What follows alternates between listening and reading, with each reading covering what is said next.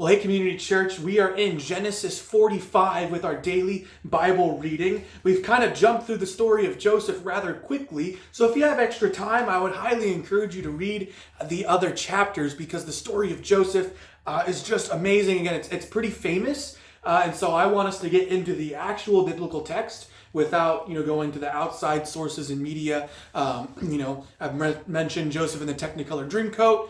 It's a cool production, but we want to go to the biblical text for the story. And so in Genesis 45, we see Joseph have this huge reveal to his brothers that no, he's in fact not dead, and he has now worked his way up from slavery to now Pharaoh's right-hand man. And Joseph actually acknowledges this to his brothers. In fact, famine has hit the land.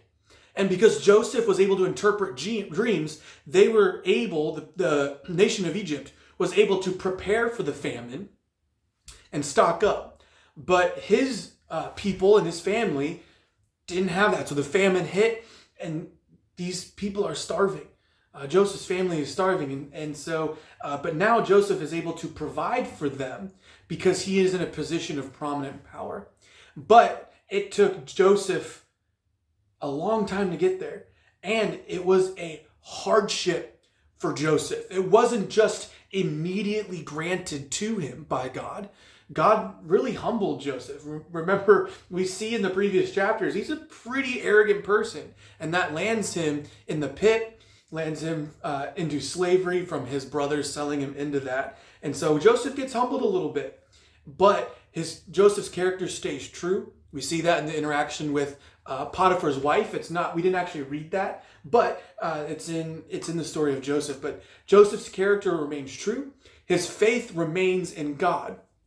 And now that Joseph is through some of those hardships, he's learned a lot. Now he's able to give back to his family, to his brothers, and give back to the nation of Egypt and basically save them from famine.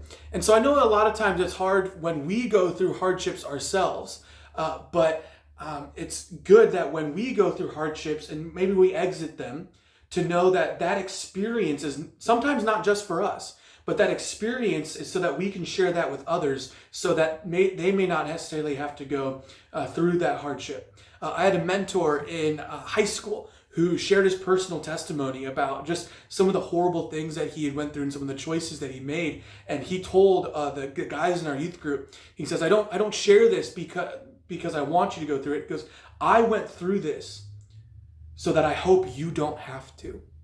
And I think, I've shared that story a couple times, but we are looking through some of these hardships from Joseph, but then he finally exits, and through those things, God puts him into a position of prominence. He has a position of power. Sometimes we don't get positions of power, but a lot of times we can learn from our hardships, and not to keep it to ourselves, but to be forgiving.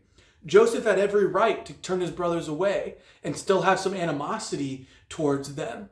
But instead, he stays truthful to God, realizing that God was with me through this whole process. I'm going to show his love to my brothers. And sends his brothers back for his father, and they come in, and Joseph is able to feed them. So if you're going through a hardship right now, I know it's not always the best advice to say that, maybe this is a learning point for you or maybe for someone else. But there are things in my life that I've gone through, and I've been able to coach or walk through those issues with someone else and give some life advice and wisdom of things that I learned. And I didn't necessarily have anyone walking with me through that. And so know this, God is with you, even in the struggles and the hard times. God was with Joseph when he was in slavery and when he was in jail. And he's also with him when he was interpreting Pharaoh's dreams. And now we see in 45 that he is now Pharaoh's right-hand man. So this is the story of Joseph. We're going to continue reading in Genesis, and now we're actually leaving Genesis, and we'll get to see that this is kind of the nation of Israel coming into Egypt. This is how they get to Egypt. And hopefully we know that the story of the Old Testament is kind of quickly does a turnaround. They want to leave Egypt because, after Joseph and after some of the other leadership in Egypt, they enslave the people of Israel, and they want to get out of Egypt and get out of their captors, which is what the book of Exodus is about. And I do believe we get into Exodus beginning next week. And if I'm wrong, sorry, I looked at today's and I should have looked ahead.